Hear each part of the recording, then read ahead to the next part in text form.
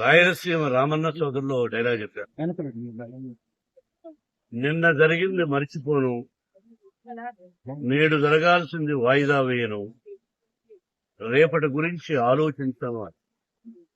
కానీ గతం గతం, నిన్న జరిగింది మర్చిపోవాలి, ఈ రోజు ఏం చేయాలనుకోవాలి, రేపు ఇంతకంటే మంచి పనులు ఏం చేయాలని ఆలోచించుకోవాలి.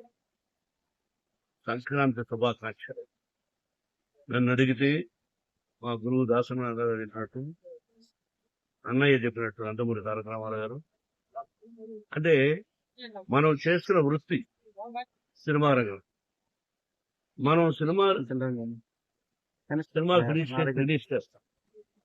మన సినిమా హిట్ అయితేనే మనకు నిజమైన పండుగ. ఎందుకంటే చేస్తున్న ప్రొఫెషన్.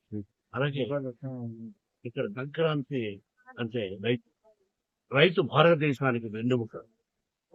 రైతు బాగుంటేనే మన ఉదరం బాగుంటుంది. ఇంతకు ముందు స్టూడెంట్స్ అక్కడ సెలబ్రేట్ చేస్తూ ఒక దోశని వడ్ల గింజలు ఇచ్చారు. ఆ దోశలు వడ్ల గింజలు దంచితే ఎంత బియ్యం అవుతాయి. అది దోషిస్తుంది, ఒక పిడికడ అవుతుందా, అర పిడికడ అవుతుంది. అది ఒక మనిషిని బ్రతికి. దాని వెనకాన రైతు కష్టం ఒక్కసారి పేపర్ మీద వేసుకుంటే గంట చెప్పాలి. నిజమైన పంట బాగా జల్లు లేకుండా, సత్తు లేకుండా గట్టిస్తామని ఉంటున్నారు. కాబట్టి రైతు భారతదేశానికి వేదంగా ఇది మనందరికీ పండుగ. సంక్రాంతి పండుగ.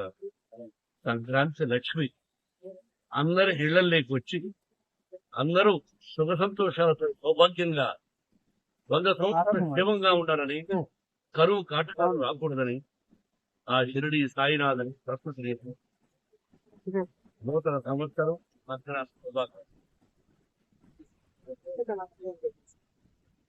బాబు ఫ్యామిలీ జరుగుతున్నాయి.